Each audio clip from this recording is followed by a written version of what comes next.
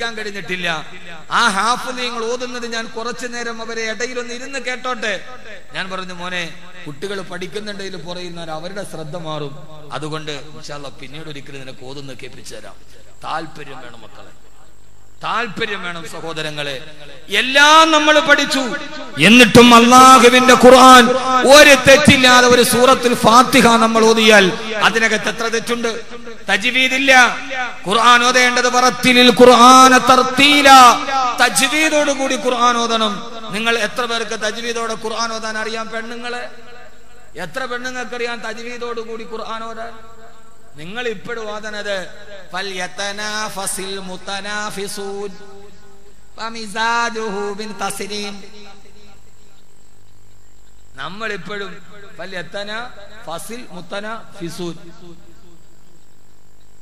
ഇത്ര കൃത്യമായി ഞാൻ എന്റെ പ്രിയപ്പെട്ട സഹോദരങ്ങളോട് സഹോദരിമാരോട് ഈ വൈകിയ വേളയിലെ ഞാൻ നിങ്ങളോട് എന്റെ പ്രിയപ്പെട്ട സഹോദരിമാരോട് ഒരു കാര്യം ഓർമ്മപ്പെടുത്തുകയാ.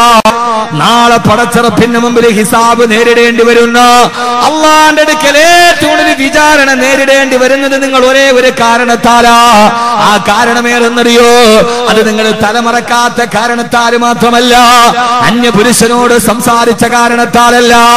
എന്റെ പ്രിയപ്പെട്ട ഈങ്ങാപ്പുഴയിലെ പെങ്ങളെ, അങ്ങനെ വരെ പാരാവാരം പോലെ പരന്നു കിടക്കുന്ന, ഏത് സമയത്ത് വന്നാലും താല്പര്യത്തോടെ കേൾക്കുന്നവരോട് അല്ലാഹു നിങ്ങൾക്ക് നൽകിയ വലിയൊരു അനുഗ്രഹത്തെ നിങ്ങൾ പാടാക്കിയതാ. ഹബീബായ നബി സല്ലല്ലാഹു അലൈഹി വസല്ലമ പറഞ്ഞു, ലോകത്തിലെ ഏറ്റവും വിലമതിക്കാൻ കഴിയാത്ത രണ്ട് അനുഗ്രഹങ്ങളുണ്ട്. അനുഗ്രഹത്തിന് വില നിശ്ചയിക്കാൻ കഴിയില്ല. അനുഗ്രഹത്തിന് വില നിശ്ചയിക്കാൻ കഴിയാത്ത അമൂല്യമായ അനുഗ്രഹമേടെന്നറിയോ? അസ്സിഹത്ത് വൽ ഫറാഗ്. ഒന്ന്, നിങ്ങൾ കൊഴിവ് കിട്ടുന്ന സമയമാ. ഓരോ സഹോദരി സഹോദരന്മാരോട്, പ്രത്യേകിച്ച് എന്റെ പ്രിയപ്പെട്ട സഹോദരിമാരോട്, അല്ലാഹു നാളെ ഹിസാബിന് വേണ്ടി നിലനിർത്തുമ്പോ, പടച്ചറപ്പിന് മുമ്പിൽ വിചാരണ ചെയ്യുമ്പോ, ആ സമയത്തെ ഏറ്റവും കൂടുതൽ നിങ്ങൾ ഹിസാബ് പറയേണ്ടത് പെണ്ണുങ്ങളെ നിങ്ങൾ കൊഴിവ് കിട്ടിയ സമയത്തെ കുറിച്ചാ. രാവിലെ ഭർത്താവ് വീട്ടിൽ നിന്ന് ജോലിക്ക് പോയാൽ 8:30 മണിക്ക് 9 മണിക്ക് മക്കളെ ഒരുക്കിയിട്ട് അവരെ സ്കൂളിലേക്കും പറഞ്ഞു വിട്ടാൽ പിന്നെ ഏതാണ്ട് 2 മണിക്കൂർ നീണ്ടു നിൽക്കുന്ന ജോലി. ഇന്നലത്തെ തുണി അലക്കാനും ഉച്ചക്കത്തെ ഭക്ഷണം ഒരുക്കാനും ഏതാണ്ട് 10-11 മണിയോടെ ജോലി കൃത്യമായി ചെയ്താൽ ഒരു വീട്ടിൽ ഒതുങ്ങാവുന്ന ജോലിയല്ലേ ഉള്ളൂ. അതിന്റെ ഇടയിൽ FM കേൾക്കാതിരിക്കുകയും അതിന്റെ ഇടയിൽ പല ട്യൂണുകൾ മാറ്റാതിരിക്കുകയും വാട്സപ്പ് ഓണാക്കാതിരിക്കുകയും ചെയ്താൽ ഏതാണ്ട് 3 മണിക്കൂർ കൊണ്ട് തീരുന്ന വീട്ടുജോലിയാ ഉള്ളത്. 11 മണിയായി കഴിഞ്ഞാൽ പിന്നെ നീ പൂർണ്ണമായിട്ട് ഫ്രീ ആവുകയാ. വൈകുന്നേരം മക്കൾ വരുന്നത് വരെ ഒഴിവ് കിട്ടുന്ന സമയമുണ്ടല്ലോ, ആ സമയത്തെ കുറിച്ച് നാളെ പടച്ചറപ്പ് നിന്നോട് വിചാരണ ചെയ്യും. എന്റെ പ്രിയപ്പെട്ട ഉമ്മ, വാക്കവി എവിടെയൊക്കെ വഹ്ല് പറയുമ്പോഴും ഹാഫിളീങ്ങളെ കുറിച്ച് വഹ്ല് പറയുമ്പോ കയ്യിൽ കിടക്കുന്ന തരിവളകളും നീ കയ്യിൽ കിടക്കുന്ന മോതിരങ്ങളും ഒരു എന്റെ മക്കളെ ഹാഫിളീങ്ങളാവണം എന്ന് പൊട്ടിക്കരഞ്ഞ് ദുആ ചെയ്യിപ്പിക്കുന്ന, മക്കളെ ഹാഫിളാകണമെന്ന് ആഗ്രഹിക്കുന്ന പെണ്ണേ, നിനക്ക് ഹാഫിളാകണമെന്ന് എന്താ ആഗ്രഹം വരാത്തത്? എന്തേ നിനക്കൊന്ന് ഹാഫിളായി കൂടെ? അത് ഉസ്താദേ, എനിക്ക് 30 കഴിഞ്ഞ് 40 കഴിഞ്ഞ് മക്കൾ 3ആയി, കൂടെ ചക്കയുടെ കുരുതറിക്കണത് മാതിരി 3, 4, 5 മക്കളായി, എനിക്കിനി ഇതിനെ കഴിയില്ലാന്ന് പറയല്ല പെങ്ങളെ. ഞാനൊരു അനുഭവം പറയാ. 4 വർഷങ്ങൾക്ക് മുമ്പ് ഞാൻ സേവനം ചെയ്തിരിക്കുന്ന തിരുവനന്തപുരം സെൻട്രൽ ജുമാ മസ്ജിദില് എല്ലാ റമളാനിലും ഞാൻ സ്ത്രീകൾക്കൊരു ക്ലാസ് എടുക്കാറുണ്ട്. ധാരാളം അവിടുത്തെ സഹോദരിമാര് വന്നിട്ടുണ്ട്. അല്ലാഹു അവർക്കൊക്കെ അർഹമായ പ്രതിഫലം കൊടുക്കട്ടെ. അന്ന് ഞാൻ അവർക്ക് ക്ലാസ് എടുത്തിട്ട് അവരുടെ ഹിഫ്ളുൽ ഖുർആനിന് വേണ്ടി പൈസ പിരിക്കുമ്പോ സ്വർണ്ണ വളകളും താലിയും മാലയും എന്റെ വയ്യിലൂരി തന്നവരോട് എല്ലാ സദസ്സിലും മറക്കാതെ ദുആ ചെയ്യുമെന്ന് ഞാൻ അവരോട് വാഗ്ദാനം ചെയ്തതാ. അല്ലാഹു സാക്ഷി, ആ വാഗ്ദാനം ഞാൻ ഇപ്പോഴും നിറവേറ്റുകയാണ്. അവർക്ക് അല്ലാഹു അർഹമായ പ്രതിഫലം നൽകട്ടെ. അന്ന് ഞാനൊരു ഹിഫ്ളുൽ ഖുർആന്റെ ഉദ്ഘാടനത്തിന്റെ വേദിയിൽ ഹാഫിളീങ്ങളുടെ മഹത്വത്തെ കുറിച്ച് പ്രസംഗിച്ചപ്പോ 55-60 വയസ്സുള്ള ഒരു ഉമ്മയും അവരുടെ 30-35 വയസ്സ് പ്രായമുള്ള ഒരു മകളും കൂടി, അവര് രണ്ടുപേര് സൗദി അറേബ്യയിലാണ്. അവര് വന്നിട്ട് പറഞ്ഞു, ഉസ്താദേ ഞങ്ങൾക്കും ഹാഫിളാവണം, ഈ വയസ്സിന് ഞങ്ങൾക്ക് ഹാഫിളാവണം. അങ്ങനെ പഠിക്കാനുള്ള കുറെ മെത്തേഡുകളും കുറെ കൈവടികളും ഒക്കെ ഞാൻ എഴുതി കൊടുത്തു. പിന്നീട് 4 വർഷം കഴിഞ്ഞു ഞാൻ അവിടെ നിന്ന് മാറി. ഒറ്റപ്പാലത്ത് ഞാൻ എന്റെ ഹിഫ്ളുൽ ഖുർആൻ എടുക്കുമ്പോ സൗദിയിലെ നമ്പറിൽ നിന്ന് കോൾ വരുന്നുണ്ട്. എല്ലാരും പരാതിയും പരിഭവം പറയുന്നത് പോലെ, അടുത്തവർ പോലും പറയുന്നത് പോലെ ഫോൺ എടുക്കുന്ന കാര്യത്തിൽ ഞാൻ ഒരൽപ്പം പിശുക്കനാണ്. ഒരേ നമ്പറിൽ നിന്ന് കോള് വന്നു. അവസാനം മെസ്സേജ് വന്നു, ഉസ്താദേ ഒരു സന്തോഷ വാർത്ത പറയാനാ, കോൾ എടുക്കുമോ? അടുത്ത കോളിൽ ഞാൻ എടുക്കുമ്പോ വല്ലാഹി പടച്ചറപ്പിനെ തന്നെയാണ് സത്യം. അന്ന് 55 വയസ്സ് പ്രായമുള്ള ഇപ്പോൾ 60-നോടടുത്ത ഉമ്മ സന്തോഷത്തോടെ പറയാ, ഇന്ന് സുബഹി നിസ്കാരം കഴിഞ്ഞപ്പോ ഞാൻ 4 വർഷം കൊണ്ട് വിശുദ്ധമായ ഖുർആൻ ഹാഫിളത്തായി. സൗദി അറേബ്യയിൽ താമസിക്കുമ്പോ അത് കഴിഞ്ഞ് നാട്ടിലേക്ക് തിരിച്ചു വരുമ്പോ എനിക്ക് ഒഴിവ് കിട്ടിയ സമയത്തിലെ ഹാഫിളത്തായ പെണ്ണിനെ വീട്ടിൽ വിളിച്ചു വരുത്തി ഞാൻ അല്ലാഹുവിന്റെ ഖുർആൻ മനഃപ്പാഠമാക്കി. എന്റെ പൊന്നുമോൾ ഇപ്പൊ 20 ജുസോളം കഴിഞ്ഞിട്ടുണ്ട്. ആ മത്സരത്തിൽ ജയിച്ചത് ഉമ്മയാണ്. എന്റെ പ്രിയപ്പെട്ട പെങ്ങളെ, എന്റെ പ്രിയപ്പെട്ട പെങ്ങളെ, അല്ലാഹു നിന്നെ പോലെ സൗകര്യം തന്നവരാരുമില്ല. ഞാൻ ഈ വാദ പറയുന്നത് ദാറുൽ തഖ്വയിലെ ഹാഫിളീങ്ങൾക്ക് വേണ്ടിയല്ല. ഞാൻ ഇതേവരെ പറയുന്നത് ഫൈസികൾക്കും ഏതെങ്കിലും ഹുദവികൾക്കും വേണ്ടിയല്ല. ഞാൻ ഈ പറയുന്നത് എന്നെ കേൾക്കാൻ എന്റെ പെങ്ങൾക്ക് വേണ്ടിയാ. അല്ലാഹു നിനക്ക് ഒഴിവ് തന്ന സമയത്തിരുന്ന് ഖുർആനൊന്ന് കാണാതെ പഠിക്കാ, തജ്വീദോടെ ഓതാൻ പഠിക്കാ. നിങ്ങൾക്കറിയുമോ ലോകത്തിലെ ഏറ്റവും വലിയ മുസ്ലിം രാഷ്ട്രങ്ങള് ജനസംഖ്യയിൽ നിൽക്കുന്ന ഇന്തോനേഷ്യയിൽ പെൺകുട്ടികളെ കല്യാണം ആലോചിച്ചു പോകുമ്പോ ആ പെൺകുട്ടി തന്നെ കെട്ടാമെന്ന ചെറുക്കനോട് മഹർ ചോദിച്ചതെന്തെന്നറിയോ? നിനക്കെന്ത് മഹറാവേണ്ടത്? കാദിയോടാ ഇന്തോനേഷ്യയിലെ തൊലിവെളുത്ത പെണ്ണ് പറഞ്ഞത്, പുതിയ ആപ്ലയോട് സൂറത്ത് റഹ്മാൻ കാണാതെ പാരായണം ചെയ്ത് കേൾപ്പിക്കണം.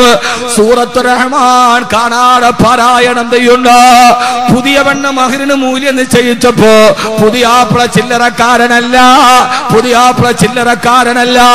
നിന്നെ പോലെ ഫേസ്ബുക്കും വാട്സപ്പുമായി ലോകത്തെ പരിഹസിക്കാൻ നിൽക്കുന്നവനല്ല. കല്യാണ സദസ്സിന് തജ്വീദോടെ പുതിയ ആപ്ല അർ-റഹ്മാനു അല്ലമൽ ഖുർആൻ വിശുദ്ധമായ സൂറത്ത് റഹ്മാൻ പാരായണം ചെയ്തിട്ട് കാല് കയ്യിൽ പിടിച്ചിട്ട് എന്ന് പറഞ്ഞു കൊടുക്കുന്ന കല്യാണമാണ് ഇന്തോനേഷ്യയിൽ നടക്കുന്നത്. അവിടെ ഹാഫിളത്തായ പെൺകുട്ടികൾക്ക് വലിയ ഡിമാൻഡാ. ഇങ്ങാപ്പുഴയിലെ പെങ്ങളെ ബാക്കവിയുടെ വേല് കെട്ടിട്ട് വെറുതെ 2 മണിക്കൂർ കഴിഞ്ഞ് തിരിച്ചു പോകണ്ട. അല്ലാഹു നിനക്ക് ധാരാളം ഒഴിവ് സമയം തന്നിട്ടുണ്ട്. ആ ഒഴിവ് സമയത്തിൽ ലോകചരിത്രത്തെ വിസ്മയിപ്പിച്ച നാലപ്പാട് തറവാട്ടിലെ ചന്ദനക്കെട്ടിൽ ചാരിയിരുന്നിട്ട് സാഹിത്യത്തിന് അക്ഷരശ്ലോകം കൊണ്ട് ലോകത്ത് വിറപ്പ് ലഭിച്ച മാധവിക്കുട്ടി കമലാസുറയായി തിരുവനന്തപുരം പാളയംപള്ളിയുടെ മഹാഗണിയുടെ ചുവട്ടിൽ കിടന്നുറങ്ങുന്നുവെങ്കിൽ എന്തേ പെങ്ങളെ നിനക്കൊന്ന് ശ്രമിച്ചുകൂടാ? ഒരു ദിവസം 10 ആയത്ത് നിനക്ക് കാണാതെ പഠിച്ചുകൂടെ? 10 ആയത്തുകൾ എന്റെ സഹോദരിമാരോട് അല്ലാഹുവിന്റെ മുമ്പിൽ ആണുങ്ങളെക്കാളേറെ ഹിസാബ് നേരിടേണ്ടത് നിങ്ങളാണ്. കാരണം ഒഴിവ് കിട്ടുന്ന സമയത്തെ കുറിച്ചാണ് കൂടുതൽ ഹിസാബുള്ളത്. അല്ലാഹു നമുക്ക് ബോധം തരട്ടെ. ആ സമയത്ത് സീരിയല് കാണാതെ, നിന്റെ ഈ ഒടുക്കത്തെ സീരിയല് കാണാതെ, ഈ സംഗീതത്തിന്റെ വിപ്ലവം കാണാതെ ആ സമയത്ത് നിനക്ക് ഖുർആൻ പഠിച്ചുകൂടെ? നിനക്ക് ഖുർആൻ പഠിച്ചുകൂടെ? ഏറ്റവും കൂടുതൽ ഒഴിവ് സമയം കിട്ടുന്നത് പെണ്ണുങ്ങൾക്കാണ്. പെണ്ണുങ്ങൾ നാളെ പരലോകത്തെ ഏറ്റവും കൂടുതൽ ഹിസാബ് ആണുങ്ങളെക്കാൾ നിങ്ങൾ കൊടുക്കേണ്ടി വരും. കാരണം വിലമതിക്കാൻ കഴിയാത്ത അനുഗ്രഹം പാഴാക്കി കളയുന്നത് പെണ്ണാണ്. ഇനി ഇതൊക്കെ വാള് പറഞ്ഞില്ലെങ്കിൽ ആരാ പറയാ? അല്ലാഹു തൗഫീക്ക് നൽകട്ടെ. ഏതെങ്കിലും പെണ്ണുങ്ങൾക്ക് ഒരു ആഗ്രഹം ഉണ്ടായാൽ 7 മണിയാകുമ്പോ ഇപ്പൊ കുട്ടികൾ സ്കൂളിൽ പോകും. 7 മണിയാകുമ്പോ കുട്ടികൾ സ്കൂളിൽ പോകും. ഒരു 8-8:30 ആകുമ്പോൾ ഭർത്താക്കന്മാരും പോകും. ചില ആളുകളൊക്കെ സുബൈക്ക് മുമ്പേ പോയി അതാബീന്ന് രക്ഷപ്പെടാൻ. പടച്ചോനെ, അവൾ എഴുന്നേൽക്ക് മുഖം കാണുന്നതിന് മുമ്പേ സുബൈക്ക് മുമ്പേ പോണവരുണ്ട്. പോയാൽ ഏതായാലും അവർ തിരിച്ചു വരുമ്പോ വൈകുന്നേരം ആവും. മക്കൾ വരുമ്പോ ഏതായാലും നിങ്ങളൊന്ന് നോക്കിയാൽ 8 മണിക്ക് കുട്ടികൾ പോയാൽ പിന്നെ നിങ്ങളുടെ ഒരു ജോലി എന്ന് പറഞ്ഞാൽ തലേ ദിവസത്തെ തുണി അലക്കുക, ഒന്ന് ഉച്ചക്കത്തേക്ക് ഭർത്താവിനും മക്കൾക്കുമുള്ള ഭക്ഷണം ഉണ്ടാക്കുക. അതിപ്പോ ഡിന്നറും ഈ ടേബിൾ മുഴുവൻ നിറയ്ക്കേണ്ട കാര്യമില്ലല്ലോ. മലപ്പുറംകാരെ നിങ്ങളെയൊക്കെ സംബന്ധിച്ചോളം വളരെ എളുപ്പമാണ്. ഒരു വെള്ളച്ചോറും വെക്കുക, പിന്നെ പപ്പടവും കാച്ചുക, പിന്നെ അള്ളാഹുവിന്റെ തൗഫീഖ് കൊണ്ട് ഒരു ആവിയൽ, ഒരു കഞ്ഞി, ഒരു കൂട്ടാനുണ്ട്. അതിന്റെ പേരെന്താ? ഇല്ല മാവുൽ ഹയാത്ത് മാതിരി ഒരുമാതിരി ഒരു കട്ടിയില്ലാത്ത വെള്ളത്തിൽ മുരിങ്ങയുടെ ഇലയിട്ടിട്ട് ഒരു കറിയുണ്ട് മലപ്പുറത്ത്. ഇവിടെ ഉണ്ട്. അത് എന്താ പറയുന്നത്? താളിച്ച കറി. എന്താ അതിന് പേര് പറയാ?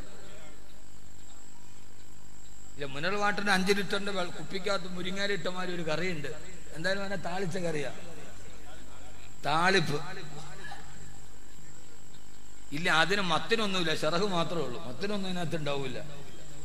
ആ ഒരു കറി ഉണ്ടാക്കി 2 മീനും പൊരിച്ചാൽ 2 ചാളയും പൊരിച്ചാൽ കാര്യം തീർന്നു. പിന്നെ വീടൊന്ന് വൃത്തിയാക്കി അത്യാവശ്യം ഇന്നലെ ഉടുത്ത വസ്ത്രങ്ങളൊക്കെ കഴുകി തിരിച്ചെത്തിയാൽ, അത്യാവശ്യം എല്ലാവർക്കും വാഷിംഗ് മെഷീൻ ഉണ്ട്, ഒരു 11 മണിയോടുകൂടി പണി അവസാനിക്കും.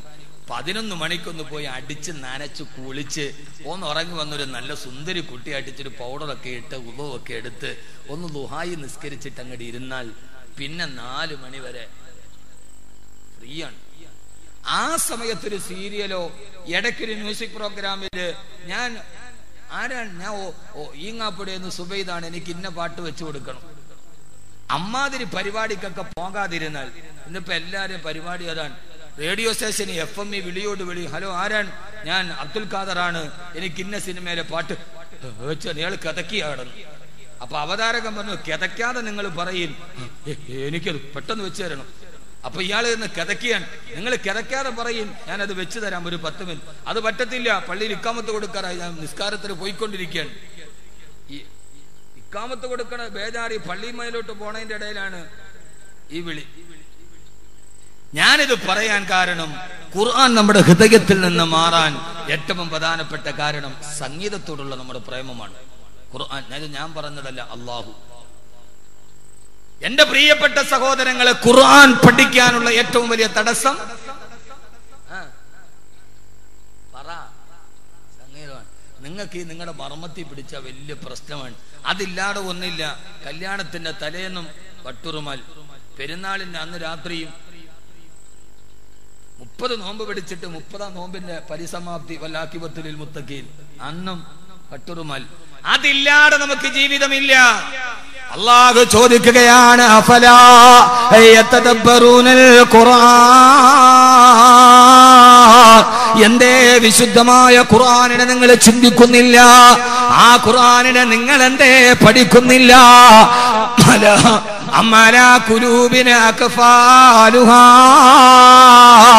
ആരാണ് നിങ്ങളുടെ ഹൃദയത്തിന് താഴിട്ട് പൂട്ടിയത്? ഈ ഖുർആൻ ഹൃദയത്തിൽ ഇറങ്ങാതെ ആരാണ് നിങ്ങളുടെ ഹൃദയത്തിന് താഴിട്ട് പൂട്ടിയത്? ആരോ നമ്മുടെ ഹൃദയത്തിന് താഴിട്ടിട്ടുണ്ട്. ആ താടിനെ നമ്മൾ വലിച്ചെറിയണം. എന്താണ് ആ താഴ്? ആരോ നമ്മുടെ ഹൃദയത്തെ ഇച്ചിരി വെള്ളം തരി, ഒടിച്ചു വെച്ച വെള്ളം മൂടി വെക്കാൻ ഇതെന്താ സംശയമാണ്? കുടിക്കാനുള്ള വെള്ളം നമുക്കറിയണ്ടേ? അള്ളാഹു തൗഫീക്ക് നൽകട്ടെ. ഒന്ന് ആമീൻ പറഞ്ഞ് സഹകരിക്ക്, അള്ളാഹു തൗഫീക്ക് നൽകട്ടെ. വളരെ പ്രധാനപ്പെട്ട 1-2 കാര്യം പറയാനുണ്ട്, സമയമായിപ്പോയല്ലോ. നമ്മുടെ ഹൃദയത്തെ താഴിട്ട് പൂട്ടിയത് ആരാണ് എന്ന് അള്ളാഹു ചോദിക്കുക. ആരാ നിങ്ങളുടെ ഹൃദയത്തെ താഴിട്ട് പൂട്ടിയത്? ഒരു കാര്യം ഞാൻ പറയാം. ആദരവായ പ്രവാചകൻ നബി മുഹമ്മദ് മുസ്തഫ സല്ലല്ലാഹു അലൈഹി വസല്ലം ഖുർആനുമായി ഉക്കാല ചന്തയിലിരുന്ന് ഖുർആൻ ഓതി. ചന്തയിൽ സാധനം വാങ്ങിക്കുന്ന വരുന്ന ആളുകൾ മുഴുവനും ഖുർആൻ കേട്ടിട്ട് പ്രവാചകന്റെ മുമ്പിൽ അസ്ത്രപ്രജ്ഞരായി. 100 കണക്കിന് ആളുകൾ മുസ്ലിമീങ്ങളായി. അങ്ങനെ ഖുർആൻ കേട്ടിട്ട് 100 കണക്കിന് ആളുകൾ മുസ്ലിമീങ്ങളായപ്പോ അവിടുത്തെ അബൂജഹലിന്റെ നേതൃത്വത്തിൽ മക്കാ ഖുറൈശികൾ ദാറുൻ നദ്വയിൽ ഒരു സർവകക്ഷി യോഗം വിളിച്ചു. എന്നിട്ട് അവിടെ വെച്ച് പറഞ്ഞു, മുഹമ്മദിന്റെ ഖുർആനിനെ ശ്രദ്ധിച്ച് കേൾക്കണേ. എന്ന് മുതലാണ് സീരിയൽ തുടങ്ങിയെന്നാണ് ഞാൻ പറയാൻ പോണത്. പെണ്ണുങ്ങൾ കേൾക്ക്, എന്ന് മുതലാണ് സീരിയലും കഥാപ്രസംഗവും ഈ ഉറുമാലും ഈ ഉമ്മാമ്പടവും തുടങ്ങിയത്?